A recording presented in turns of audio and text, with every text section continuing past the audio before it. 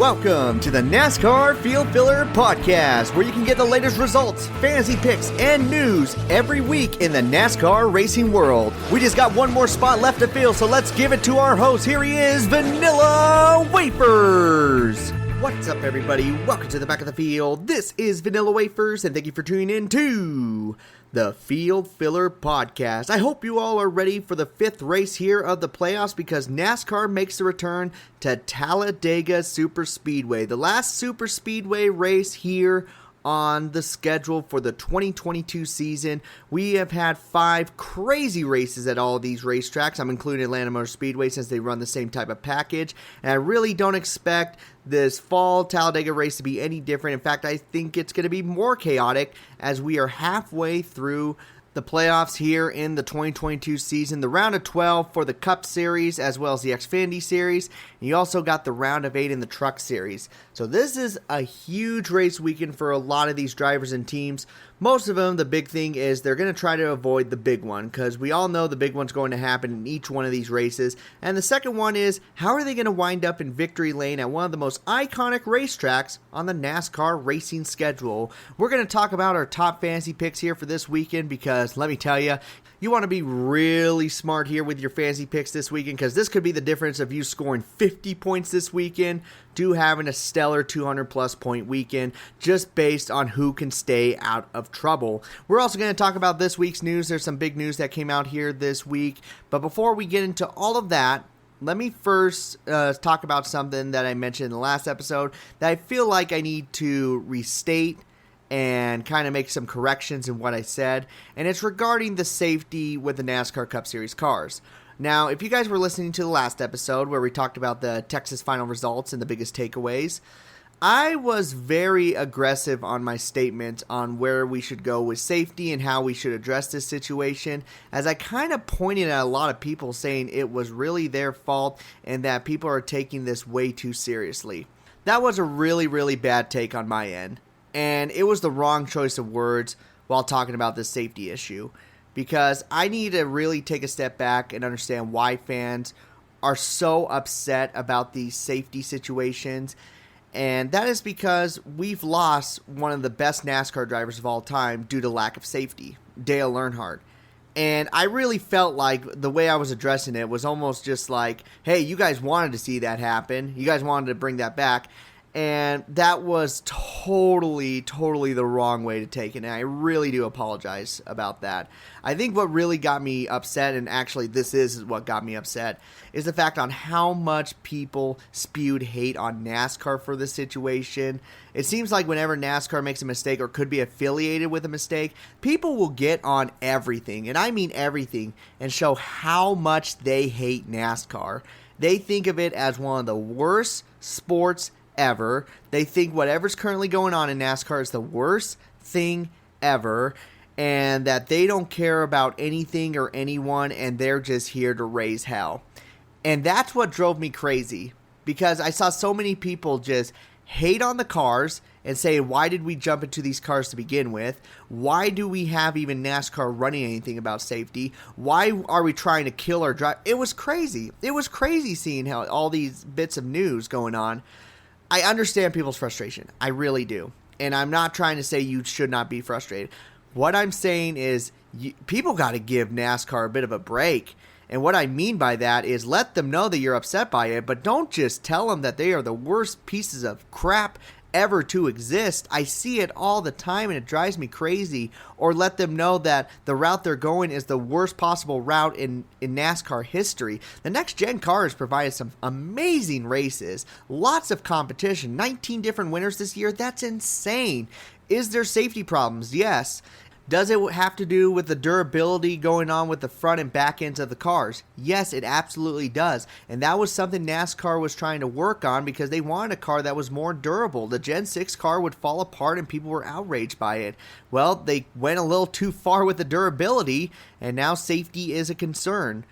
It needs to be fixed. And NASCAR is clearly looking at it to make it more safer, and they're going to look more at the rear ends on how they can give in, and probably a little bit of the front ends as well. I just want to say that people should not just hate on the sport so much when any mistake happens. So for anyone that I did offend, when I basically said that people are getting too sensitive about safety. I do apologize. I should not have said it that way, because that's honestly almost a spit to the face of Dale Earnhardt and all his fans for what happened about 21 years ago. I do apologize for that. I just want to say that I just tired of seeing so much hate whenever a slight mistake happens. So, want to address that, but let's move on to the most important stuff that's going on here this weekend. Some of the biggest news that was dropped here in the NASCAR racing world. We will be looking at both the Cup and Xfinity Series, because there's a bit of news from both ends. So without further ado, let's dive into it. Let's look at this week's news here in the NASCAR racing world. We will first start off with the situation that happened at Texas. So we were talking about some of the ups and downs, and one of the biggest things that was talked about was the situation with William Byron and Denny Hamlin. There was also a situation that happened with Ty Gibbs as well as Petty GMS Racing involving Pit Road that I don't know if I really talked about, but I should have addressed it as well. Well, it looks like NASCAR came back with it, and they are going to penalize both the 24 team as well as the 23 team of William Byron and Ty Gibbs 25 driver points and 25 owner points, minus the driver points for Ty Gibbs since he is not running for points here in the Cup Series. There was also a $50,000 fine for William Byron and a $75,000 fine for Ty Gibbs. I don't know about you guys. Should a penalty happen for both these drivers? Yes. It should have happened at Texas. It should have happened right away. I'm a huge William Byron fan. I love William Byron. But taking someone out on caution is a big no-no, and it probably should have been minimum a one-lap penalty. But for NASCAR to say, oh, we didn't see nothing, we didn't see nothing at all, and then come back 2 days later and say, yep, 25-point penalty, that just looks really bad. And NASCAR should have done way better with that. And there's an appeal process going on with the 24 camp on this situation, and I think they actually got a lot to fight with, because they basically admitted that they didn't see anything during that incident, so they can run off of that. But the Ty Gibbs incident with him hitting people on pit road, again, that should have been addressed while the race was going on. The fact that they didn't even look at it or talk about it at all until 2 days after as well, I feel like NASCAR has to make the decision right then and there. If they don't, then they just got to move on from it. Unless it's an incident that happened after a race and they want to look more into it, that's something completely fine by me. But during that time when a situation like that happens, they need to make a call right then and there. So that's my 2 cents on that. But William Byron, who was sitting way above the cut line, I think it was 17 points above, now sits 8 points below going into the Talladega race as well as the Charlotte Roval. And we all know his luck when it comes to Talladega. He's usually someone who gets caught up in an incident. So definitely a big blow to the 24 team as well as the fans of Ty Gibbs. Also, a bit of news regarding Kurt Busch. We all know Kurt Busch is suffering from concussion protocols since July 23rd when he had his qualifying incident at Pocono Raceway. He still says he hopes to return here in the 2022 season. He's not calling the whole season off yet. He says it's been an absolute challenge, but he is doing everything he can to make sure that he is able to race again here in the number 23 machine by the end of the 2022 season. So hopefully we can see Kurt Busch here in the near future. Jimmy Johnson makes a big announcement here this weekend. We all know Jimmy Johnson, 7-time champion in the Cup Series, moved on over to IndyCars. He got a couple top 10s, but that was really about it. And it sounds like he is done racing full time. But that doesn't mean he's done racing here in the Cup Series as well as the IndyCar Series, because it sounds like Jimmy Johnson is interested in doing the double, and he could potentially drive for Trackhouse Racing with their Project 91 program. I love this 91 program so much, and if this happens, how incredible would that be? It would be the first time someone does the double since 2014. There's already rumors going on with Kyle Busch joining McLaren, and then of course he's going to be with Richard Childress Racing for the Coca-Cola 600 in the 2023 season. Now we could see Jimmy Johnson doing the double, probably with Chip Ganassi Racing, and then jump on over here with Trackhouse Racing, which Trackhouse Racing is a great program. We've seen how well they could run, and with Project 91, when they had Kimi Raikkonen running at the Watkins Glen race, he did pretty decent. It's a shame he got caught up in an accident, but he was still running pretty good. Sponsorship already taken care of. Looks like Carvana would be the sponsor for both races, and he is very interested in doing this, and he wants to do this as early as 2023. So keep an eye out for future news. Jimmy Johnson could be doing the double, both the Indy 500 as well as the Coca-Cola 600 next year with Project 91. Staying on the topic with IndyCar drivers, we all know Connor Daly. He is a talented IndyCar driver. Well, looks like he's going to be making his Cup debut this year, as he will be running the number 50 car for the Money Racing team at the Charlotte Roval. How about that? I thought the Money Racing team was done. It didn't seem like they were going to be running any more races here this year. And lo and behold, they returned with Connor Daly. They already got sponsorship lined up. It looks like BitNile.com is going to be the sponsor. But let's see what Connor Daly can do with the 50 car. This will be absolutely fun to see. It's so great seeing these IndyCar drivers as well as these Cup Series drivers blending in with each other's series once again, like we saw in 2007 and 2008, and showing fairly decent results. They're not really as separated as they were before. So really exciting news here. Let's see what Connor Daly can do, as he will be racing with the Money Racing team at the Charlotte Roval. Some updates regarding Cody Ware's situation after Texas accident. We all saw the scary incident where he basically fell down twice exiting his car, took some brutal hits, including the pit wall. Thank goodness no pit reporters, fans, or pit crew members were injured during that incident. But Cody Ware, he was stuck in the infield care center for quite a long time before we got any updates. It sounds like he was feeling good. We were still questioning on if he was going to be able to run at Talladega. Well, he just made the update. He plans to run here this weekend in the number 51 Cup car, and it sounds like he got no broken bones, nothing like that. It looks like some slightly torn ligaments and a bruised ankle. So thank goodness for Cody Ware. I'm so happy to hear that he is all right. As a lot of longtime listeners know, Cody Ware and I have had some minor beef with each other, and I really never wanted there to be beef. And to see him be able to keep racing after a scary incident like that, I'm really grateful to see that. So for all you Cody Wares and Rick Ware Racing fans, don't worry about Cody Ware, because he will be racing at Talladega. One driver who will not be racing at Talladega, and this is actually some huge news, which really sparked up a lot of debate regarding safety, was Alex Bowman. Yep, Alex Bowman is going to miss the Talladega race because of a concussion. Noah Gragson will be subbing in for the number 48 car, but this absolutely sucks. This is a heartbreaker. We have now seen two drivers suffer concussions. One with Kurt Busch, who unfortunately has missed all these races. We just talked about him. If he doesn't miss any of these races, he's running for a championship right now. He really is. And now we have Alex Bowman, who's going to get eliminated here in the round of 12 because of concussion. If you look back at the accident, it doesn't look like a bad accident at all. But you can see in the in-car camera, you can see his head shoot back. And he says that was the hardest hit he has ever experienced.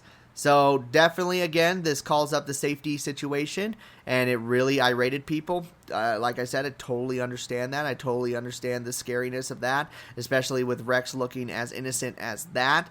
I'm hoping for a quick recovery from Alex Bowman, because the last thing you want to see is a driver lose his championship hopes because of an injury. So Alex Bowman will not be in the number 48 car this weekend. It will be Noah Gragson, and the driver for the number 62 car for Beard Motorsports will be Justin Allgaier. So all those positions are filled up. Noah Gragson moving from Beard Motorsports to the 48 car, and Justin Allgaier making another return here to the Cup Series for a one-time off here in the number 62 machine. Now let's close off this week's racing news here with the Xfinity Series team and driver. I'm going to be talking about Brandon Brown as well as Brandon Built Motorsports. So almost to the day, it has been a year since Brandon Brown got his first victory in the Xfinity Series. Then we all know what happened afterwards. There was a 3-word chant that was misheard by the NBC reporter of Kelly Stavros, and then all hell just erupted. And to this day, we still see flags and banners with that 3-word chant. Now, Brandon Brown has suffered from sponsorships ever since this incident. It has been really tough for him. Well, he just made the announcement, it's one of the saddest announcements, that if he's going to be racing in the Xfinity Series next year, it will not be for Brandon Built Motorsports due to the lack of sponsorships. I mean, what a damn shame for Brandon Brown to have this incident happen to him. It was not his fault. He didn't do anything controversial. It was NBC's fault and the reporter's fault for mishearing that, and the Talladega fans. You can't really excuse the Talladega fans for saying that when they're on national TV and they say something like that. Yeah, people are going to recognize it, but unfortunately NBC was just like, well, let's really focus on it. Just really bad. And Brandon Brown was really the only person who got punished for it. And since he doesn't have any sponsorships, he's had to sacrifice his car for most of the races here in the second half of the Xfinity Series. And if he can't find sponsorship, He's not running the 68 car next year. So I'm hoping Brandon Brown can find a ride here in the 2023 season. The biggest thing that I'd wish would happen is he find a sponsorship and he could stay in his dad's equipment, because that duo obviously are running really well together. I mean, they've known each other for all of Brandon Brown's life. But to see this situation happening is a real heartbreak. So keep an eye on the racing news. We'll see if Brandon Brown can get a full-time opportunity here in the Xfinity Series for 2023. And we'll see who's going to be the driver for the number 68 machine. And that will conclude this week's news. Definitely some big news. 100%. You've seen some IndyCar drivers now going to be making the jump over here. We're going to see both Marco Andretti as well as Connor Daly running at the Charlotte Roval. That's going to be very cool. I cannot lie about that. And we could be seeing Jimmy Johnson return to the Cup Series one last time for the 2023 Coca-Cola 600. Awesome. But it does really suck about the other incidents going on, more specifically Alex Bowman's concussion, Brandon Brown being potentially out of a ride for 2023, and then also the situation where Kurt Busch is hoping to come back for 2022, but as of right now, it looks like he could miss the rest of the season. Let's hope that that does not happen, and we see Kurt Busch sooner rather than later. Now it's time to move on to the biggest thing that we always tune in here for every Friday and Saturday, and that is to talk about our biggest fantasy picks here for this weekend. Which drivers will take us to the top of the league? Which drivers do we want to stay away from and hit the brakes? It's going to be an interesting one here this week, and I'm going to do my best to show you guys the top 15 fantasy picks that you want to put on your fantasy team here this weekend. So without further ado, let's dive into it. This is our top fantasy picks for the Yellawood 500 at Talladega Super Speedway.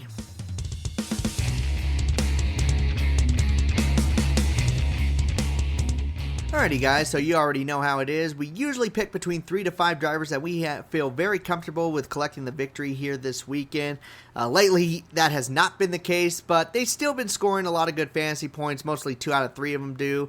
So we will start with those drivers. Then we'll move on to the rest of the top 10. This could usually be 5 to 7 drivers that we feel really good that we want to put through our 2nd through 5th fantasy spots and could be the biggest difference on your team finishing up top or near the back. And then we'll include 5 drivers that you might want to take a chance on here this weekend. This truly separates on who's going to get a really good finish in their fantasy league and who's going to just come up just short of winning the week. As we have seen a lot of drivers here from this area score some impressive finishes that helped a lot of leagues substitute them for other drivers that they wanted to rest for the weekend. So let's first dive into it. Let's see who's going to be the top driver that we want to go with here this weekend. Looking at my numbers, looking at all the fantasy points that we have seen at Daytona, Talladega, and Atlanta, one driver that looks really good on getting a victory here this weekend as well as scoring a lot of fantasy points is going to be the number 12 of Ryan Blaney. Ryan Blaney is still in search of his first win of the 2022 season. Absolutely crazy to say that, and he's been a top performer. He really has been, having some great finishes, been very close to some victories, but the tracks that he's been the closest has been the super speedways. He has had multiple victories here at Talladega, both in the fall race as well as the spring race. And oh, by the way, these finishes have always been really close for Ryan Blaney at Talladega. For some reason I said Brainy. Brainy to go with Blaney. How about that? That's what we're going to say here. Great finishes. Tends to score a lot of fantasy points when it comes to super speedways. In the last 8 Daytona races, he has scored 221 fantasy points. Talladega, he sits at the top after the last 8 races, scoring 258 points, 3 top 10s, and that sounds really low, but believe me, that's actually really high when it comes to Talladega. He is definitely a top pick here for this weekend, and one I feel very comfortable at putting at number 1. You can also include here in the number 1 position for your fantasy roster, the number 11 of Denny Hamlin. Denny Hamlin, kind of in some controversy right now. How is that going to affect him here in this race? I don't think it's going to affect him hardly at all. When it comes to Talladega, he is usually the best at finishing in the top 10. In the last 8 races here at Talladega, he has finished in the top 5 half of those times. He has the best average finish, scoring 215 fantasy points here in the last 8 races, which is honestly still really, really good when you include incidents where he's been caught up in wrecks. Daytona, we know how many victories he's gotten there. At the Atlanta race, wasn't really his best showing there, but you can kind of excuse this one as kind of a wild card one compared to Daytona and Talladega because Denny Hamlin has always ran good at these tracks. One of the best super speedway racers. Definitely put him on your fantasy roster. He does have an opportunity to win this race. And then for the last spot, we've done a Ford, we've done a Toyota, So let's include a Chevy as well. The number 9 of Chase Elliott should be a top fantasy pick here for fantasy rosters. Chase Elliott, always a front runner here in these races. Led quite a few laps in multiple Talladega races where he got a victory in 2019 in the spring race after leading 45 laps. In 2020, he almost won that race. Unfortunately for him, just a crazy finish there. He still led 41 laps and finished inside the top 5. And then this most recent one at Talladega, his average running position was 8th, and he was able to finish 7th. When you're looking at fantasy points when it comes to Talladega, 4 top 10s in the last 8 races, 231 points, almost similar to Ryan Blaney as well as another driver. He typically is a front runner that you can trust on here in these races, and out of all his Hendrick partners, he's usually the one who stays out of trouble the most. Chase Elliott has been a little bit off. He needs a good finish here this weekend, and more than likely, Hendrick Motorsports is going to have some fast cars running near the front, and Chase Elliott will be one of them. So those are the top fantasy picks here this weekend. We have the number 12 of Ryan Blaney, the number 11 of Denny Hamlin, and the number 9 of Chase Elliott. Alrighty, now let's move on to the rest of the top 10 here in our fantasy picks. Finding the first 3 are usually pretty easy. You know they're going to be having a really good run unless something crazy happens, and they typically fit in our number 1 and number 2 spots on our fantasy roster. The rest of these ones will fill up most of the spots except maybe 1 or 2, and these drivers will be the difference from you finishing in the top half to finishing in the bottom half. Let's first start off with a driver who's mostly the most consistent when it comes here to Talladega. Let's talk about the number 4 of Kevin Harvick. You're not going to see Kevin Harvick probably running for the victory here in this race, as it seems like super speedways are not really his strongest point. However, you can expect a solid top 10 from him, as he is one driver who scored the most top 10s in the last 8 races, being 50% of the time. He has a couple of rough finishes here and there, but usually when it comes to the fall race is when he can put on a pretty decent finish. The most recent race at Talladega, he finished 10th, average running position 11th. Could be some good fantasy points right there. He could be finishing around 8th or 7th, give you about 5 points as far as stages go. And then finish in the top 10, you're around 33 points. I would say he's a good number 4, number 5 pick here for this weekend. Another driver you should really consider is going to be the number 6 of Brad Keselowski. Yep, Brad Keselowski has now made it into the top 10. And not only that, I see him as a really good person to go with in this race and could potentially beat Ryan Blaney out by being the 20th different winner here of the 2022 season. Look, his finishes when he was here in the number 2 machine for Penske Racing, absolutely stellar. He finished the 2021 season with a 2nd place finish and a 1st place finish here at Talladega, and the last 8 races here at this racetrack has scored 240 points in total, which means on average he usually scores about 30 points. That's including times he's been caught up in incidents. That's how good he runs at this racetrack. So Brad Keselowski is definitely a good person to go for, and it could be one of the last races you use him for the year. You might use him for a couple other ones, but this is probably the best race that you can use Brad Keselowski. Save some other drivers for the next few races and throw the number 6 instead. I would say he would be a great number 3, number 4 pick here for this weekend. Another driver who fits here in the pretty good category that should have a good weekend will be the number 1 of Ross Chastain. And I think this one's pretty obvious. He won the most recent race here at Talladega. At both the Atlanta races, he finished 2nd in both of them, scoring 81 fantasy points. Very impressive right there. I don't know how he did at Daytona. I don't think it was a good finish for him, but he was involved with multiple accidents, it sounded like, so expect him to be like Recky Spinhouse and maybe cause a big one. But if he stays out of trouble for the most part, if he's causing the trouble but staying out of it, you could potentially see a solid day for that number 1 team and could easily put him in a great situation going on to the Charlotte Roval and move their way into the round of 8. I expect a lot of fantasy points from him, and I expect him to be running for the victory near the end of the race. Ross Chastain, another good driver to look at for your fantasy roster. Now let's include a driver who I've always said is a riskier driver, but I think now I got to accept that he will give you fantasy points regardless, and that's the number 22 of Joey Logano. Now, Joey Logano, it's always a mystery if he's going to be able to finish the race. That just seems to happen for him. Yes, he's always right there, but all of a sudden he gets caught up in an incident and he finishes near the back. But man, those first two stages, he is kicking ass. And now it's starting to show up as far as averages go, because he is right up there in the mix with everybody else. Even though he has less top 10s than a few of them, he still has scored on average about 28 fantasy points per race. Now, for a lot of people, that would sound like it's very, very low. But let's be honest here. If you are able to get all 5 drivers score 28 or more points, then you survive Talladega. And that's the way you got to look at Joey Logano. You got to look at him as, hey, he is risky, but man, at least I can expect 25 points from him, just because of the simple fact that he can get a lot of stage points. Of course, there could be a time where you can get caught up before the stages, so you are taking a risk right there. But everyone's basically taking a risk here at Talladega, and Joey Logano is probably one of the better risks to go for. And of course, when talking about super speedway races, you can never count out Bubba Wallace in the number 45 machine.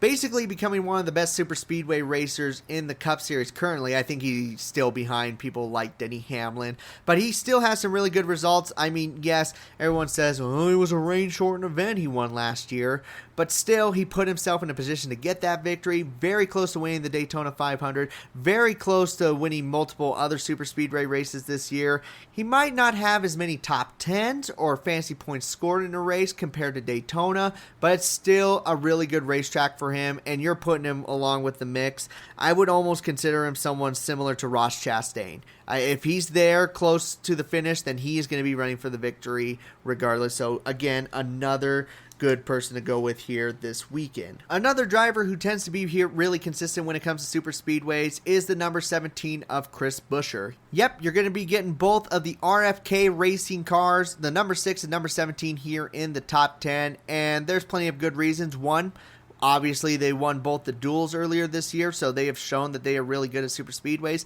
2, you're seeing a lot of improvements here with this team. They went from a team hardly getting top 15 finishes to now getting both their cars finishing in the top 10. Very impressive on that. And also, you got Brad Keselowski as a partner here at Talladega, who's probably one of the best Talladega racers and has some of the most victories of any of the current drivers here in the Cup Series. So I think it's really a good blend to have both the number 6 and number 17 car. They both should be sticking together near the front. And then for the final spot here in the pretty good category, we got the number 34 of Michael McDowell. Definitely going to be another driver who's going to be a safe pick to go with, and actually is a good substitute for a lot of the other playoff drivers who you're probably not going to use here at this racetrack. Michael McDowell has shown that he is very consistent when it comes to these races, and also he's not going to be someone that you're going to use too much here in the next few races. Maybe Homestead, maybe the Charlotte Roval, but other than that, Michael McDowell has max 3 spots or 2 spots left, and that's a great time to substitute some other drivers who could be scoring the same amount of points, but could do a lot better at other racetracks. So Michael McDowell, there's a good reason why he's here in the top 10, and it's because here at Talladega, he mostly gets top 10s. So let's go through all the drivers that we mentioned here in the pretty good category. That takes us up to 10. It will be the number 4 of Kevin Harvick, the number 6 of Brad Keselowski, the number 22 of Joey Logano, the number 1 of Ross Chastain, the number 45 of Bubba Wallace, the number 17 of Chris Buescher, and finally the number 34 of Michael McDowell. Alright, so we have most of your fantasy roster already filled up right now. We just got 1 or 2 spots left here to fill in, and they're going to be drivers that you might want to take a gamble on here this weekend. I'm going to first include some drivers who just barely missed the top 10 but should be treated as a top 10 driver. It's just so hard to pick some of these guys because they're all just right there as far as finishes go. Just the unpredictability here at Talladega gets so many drivers an opportunity to be here in the top 10. One being the number 3 of Austin Dillon. Hey, Austin Dillon was able to get a victory at Daytona. Granted, every single car was destroyed, except for, no, even his was destroyed. But you know what? He was there when it mattered most, and he was able to get that victory. So he is definitely one you should consider, especially after some impressive finishes he has had here at Talladega. Last 4 races, 2nd, 11th, 8th, and 12th. Nothing spectacular. At the same time, not too bad either. So he sits here in the take a chance category. Next person we have is Eric Jones. Eric Jones, phenomenal race at Talladega earlier this year, where he was able to lead 25 laps and had an average running position of 6th. And in the last few races here during the fall, 9th place and 2nd place. Should honestly be in the top 10. It's just so close. Maybe I would put him in instead of Michael McDowell, but he's still a worthy driver on your fantasy rosters. Could potentially expect him to be in victory lane once again. How awesome would that be? But yes, the number 43 of Erik Jones, definitely a good pick to go with. Now let's look at some wildcard drivers who are more of riskier ones. Let's first start off with the number 24 of William Byron. William Byron has had some great super speedway cars, and he usually runs really good at these races. The only problem is whether or not he's going to be there at the end, because at this point it honestly feels like it's not a true super speedway race unless the 24 car, the 48 car, and the 22 car get caught up in an accident.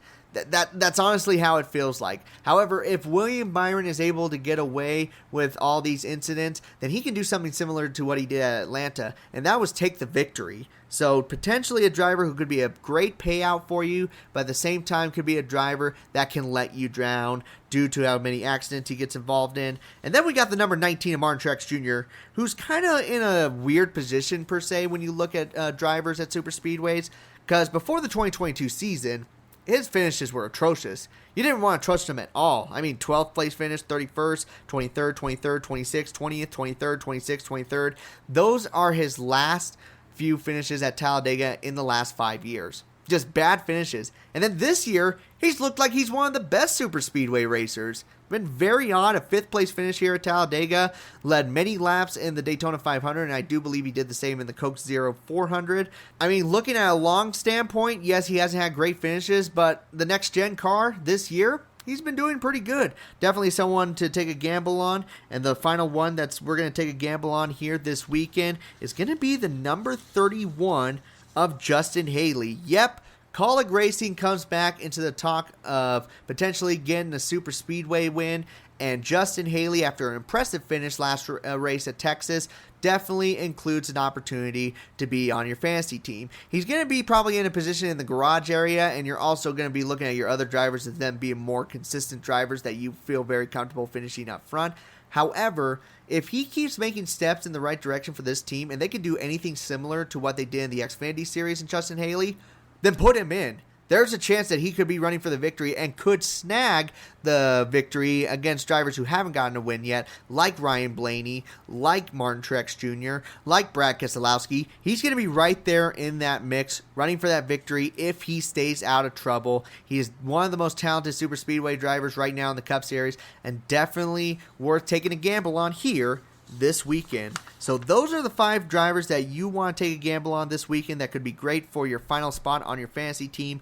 We got the number 3 of Austin Dillon. We also got the number 43 of Erik Jones, the number 24 of William Byron, the number 19 of Martin Truex Jr., and of course, the number 31 of Justin Haley. Alrighty, so those were the 15 drivers that we feel like will be really good options for your fantasy roster here this weekend. Now let's look at the other 22 drivers who unfortunately were not able to make the cut. I think I'm going to go through a few of these rather quickly, just due to the fact that most of the time they just get caught up in an incident. And we'll just move on from that. Let's first start off with the first one who just missed the cut, the number 2 of Austin Cindric. Look, great Daytona 500, but the last other few speedways, not really a front runner and someone that I feel like could get caught up in an incident here this weekend. Don't want to include him hitting the brakes. The number 5 of Kyle Larson. Yes, he got that top 5 finish. It was absolutely great during the spring race. But other than that, no other top 5. Still don't feel comfortable with him. The number 7 of Corey LaJoie. He could definitely be a wild card as well. But he's one of those drivers that sometimes has to rely on more accidents. And if you have to rely on that for this driver to be a good fantasy value, then you might want to move on. The number 8 of Tyler Reddick. Last 2 finishes here, 39th. Typically gets caught up in an accident, and what we've been seeing lately, this is just a little bit of superstition, but anytime a non-playoff driver wins a race, the very next race they get caught up in an incident. So we're going to say that and say Tyler Reddick, we're going to hit the brakes on him. The number 10 of Eric Almirola. Not too many top 10s here recently. He has a few top 5s in the 2019-2018 season. Is this recently when it comes to super speedway races? He's been near the middle, and I don't want to trust a driver in the middle because that's usually where the accidents happen. The number 15 machine of J.J. Yaley. Yep, I already know what you're thinking. David Reagan's not in the car? Nope, it is J.J. Yaley here this weekend, and he finishes 25th or worse. I don't really need to say much. We'll move on from that. The number 16 of Daniel Hemrick. If you're going to trust a Kaulig racing car, you're going to trust the number 31 machine and not the number 16. The number 18 of Kyle Busch, not reliable at all. He's probably going to get caught up in 3 accidents, and he was only on the racetrack for 2 of them.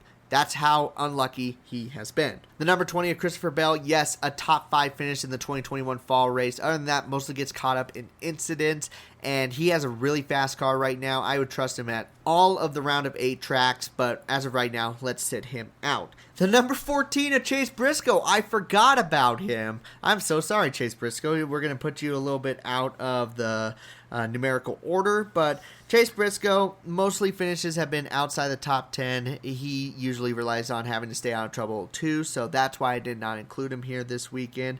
Harrison Burton in the number 21 machine mostly gets caught up in accidents as well. He's still a rookie, still getting involved in a lot of those, so sit him out.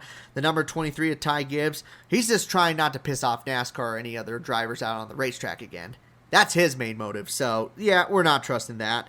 The number 38 of Todd Gilliland comes up, and yeah, he's been making some improvements, definitely, and Front Row Motorsports always looks strong at this racetrack, but again, a rookie, don't really trust him when it comes to super speedway races, except maybe Austin Cindric, that's about it. The number 41 of Cole Custer comes up next, and he's only gotten 1 top 10 here at Talladega in his 5 runs here. Don't really feel too confident about that, because most of the time he's getting caught up in an accident. We'll move on. The number 42 of Ty Dillon. Ty Dillon has had some good finishes here in the past.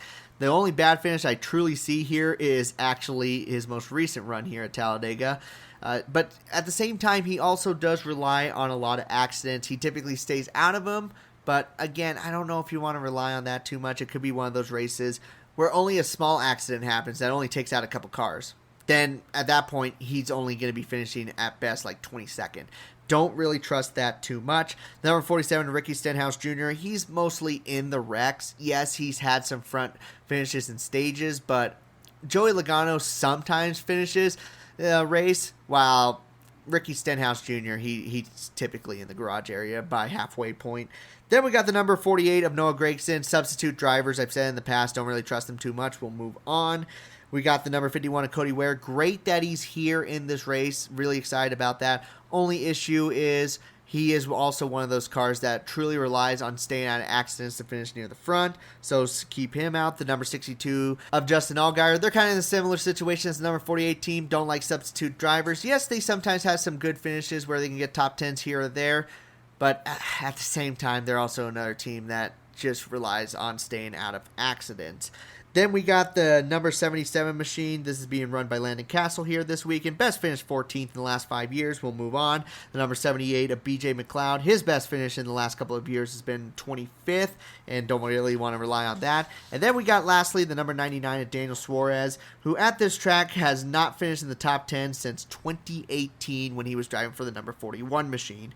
All his other finishes, mostly 23rd or worse. Hits best that you sit out the number 99 here. And for all these drivers, starting with Austin Cindric all the way to Daniel Suarez, we're hitting the brakes on here this weekend. And that's, ladies and gentlemen, was all 37 drivers and teams here on the entry list for Talladega Super Speedway.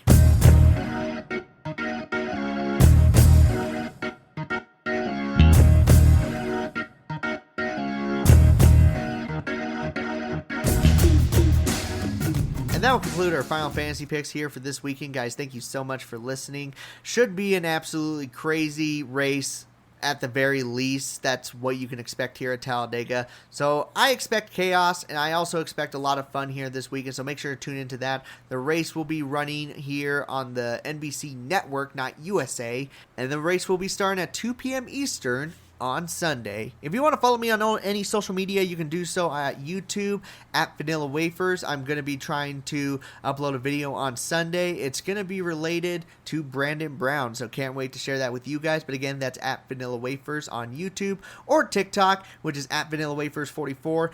try to do daily TikToks there, and they're all NASCAR related. Or if you want to talk to me during the race, you can do so on Twitter at TylerV33. You can also look me up at Vanilla Wafers or Field Filler Podcast. I pop up either way. But the most important thing, guys, is thank you so much for listening to the best and trying out all the rest. I have been able to fill up the last few remaining minutes of your time, so I'm going to take the car and pull it right on into pit road, collect my last place winnings, and I am out. So you all take care. This has been the Field Filler Podcast.